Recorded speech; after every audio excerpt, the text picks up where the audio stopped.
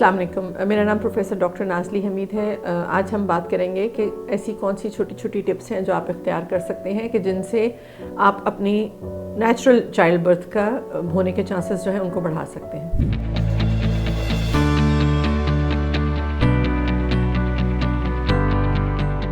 सबसे इम्पॉर्टेंट बात तो ये है कि रेगुलर चेकअप कराना, बर वक्त अपने डॉक्टर को दिखाना, किसी प्रॉपर हॉस्पिटल में अपने आप को बुक करवाना, क्योंकि उसका ये फ़ायदा होता है कि आपको थ्रू आउट प्रेगनेंसी देखा जा रहा होता है। अगर कोई ऐसी चीज़ है जिसको ड्यूरिंग प्रेगनेंसी कंट्रोल करने की ज़रूरत है, मिसाल के तौर पे ब्लड प्रेशर है, आपकी शुगर है, आपका HP जो है वो कंट्रोल में नहीं है,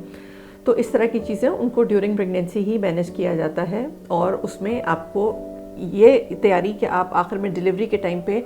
इतनी तैयार हालत में पहुँचे जितना पॉसिबल है उसको हम इंक्रीज़ कर सकते हैं। एक तो ये इम्पॉर्टेंट बात है। नंबर 2, अगर ड्यूरिंग चेकअप्स आपका किसी स्टेज पे ये मालूम होता है कि बच्चा तिरछा है या टेढ़ा है या उल्टा है, तो उसमें एक प्रोसीजर होता है जिसको वर्जन कहा जाता है, एक्सटर्नल केफालिक वर्जन। कंट्रोल्ड सेटअप्स में बड़े हस्पताल के अंदर एक ख़ास मियाद जब प्रेगनेंसी की हो जाती है तो उसके बाद आपकी वर्जन अटेम्प्ट की जा सकती है, जिसमें बच्चे को सीधा करने की कोशिश की जाती है। लेकिन ये जहन में रहे कि जब हम ये कोशिश करते हैं तो उस दौरान इमरजेंसी सिजेरियन होने के चांसेस बढ़ सकते हैं, तो लिहाजा हम ये उस वक्त करते हैं जिस वक्त हमें ये पता हो कि बच्चा रीज़नेबली मैच्योर है कि अगर हमें अचानक डिलीवरी भी करनी पड़े तो बच्चा प्री मैच्योर ना निकले। उसके बाद जो इम्पॉर्टेंट अगली स्टेज है वो ये है कि आपको पूरी प्रेगनेंसी में रिलैक्सेशन टेक्निक्स सिखाई जाएं, डीप ब्रीदिंग, अपने आप को काम रखना, ये बहुत इंपॉर्टेंट है। स्ट्रेस में बहुत पेशेंट्स रहते हैं, स्ट्रेस आपको हेल्प नहीं करती, क्योंकि स्ट्रेस के साथ जो स्ट्रेस हार्मोन्स जब बॉडी में राइज़ करते हैं तो वो जो डिलीवरी के हार्मोन्स हैं ऑक्सीटोसिन, उसकी रिलीज़ को भी इंटरफेयर करते हैं, आपके दिमाग से उनके अखराज को भी डिक्रीज़ करते हैं, और उसके अलावा उनके आगे जो वो एक्शन जिस तरह परफॉर्म करते हैं उस एक्शन को भी वो उससे भी इंटरफेयर करते हैं और उससे उनका जो इफ़ेक्ट है वो कम होता है। जबकि अगर आप रिलैक्स होते हैं तो फिर जो हार्मोन्स जिस्म में खारिज होते हैं, एंडोर्फिन्स वगैरह, वो आपको एक निस्बतन खुशी की कैफियत में रखते हैं और आपके लिए स्ट्रेस को कोप करना आसान बना देते हैं। इसके लिए बाकायदा यानी आपको डीप ब्रीदिंग और रिलैक्सेशन टेक्निक्स जो हैं वो आपको प्रेगनेंसी में ही स्टार्ट करनी चाहिए।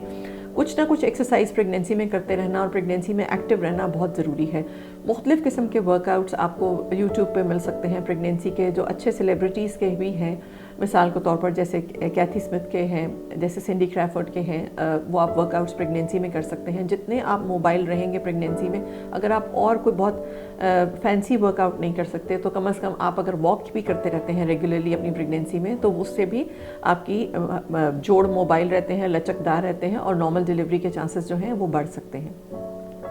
फिर उसके बाद कोशिश करें कि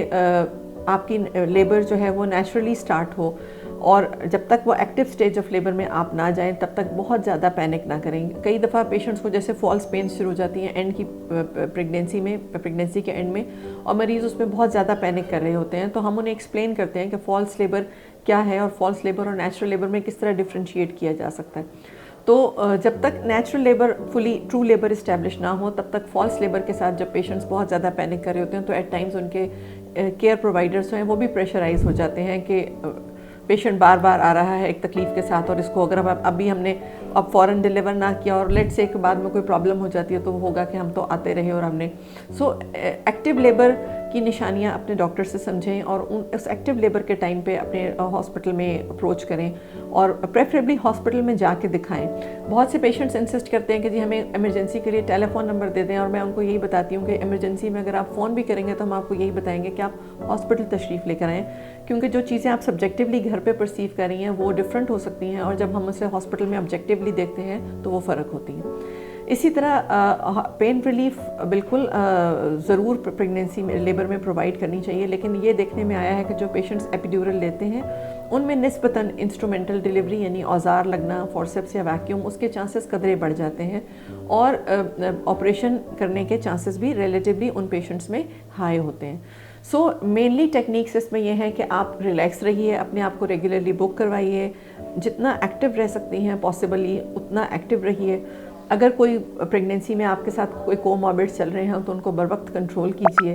اور ریلیکسیشن ٹیکنیکس پریکٹس کیجیے اور اپنے لیبر کے پروسیس کو جتنا نیچرل رکھا جا سکتا ہے اتنا نیچرل رہنے دیجیے، تو اس کے ساتھ آپ کے نارمل ڈیلیوری کے چانسز میکسیمائز ہو سکتے ہیں۔ شکریہ۔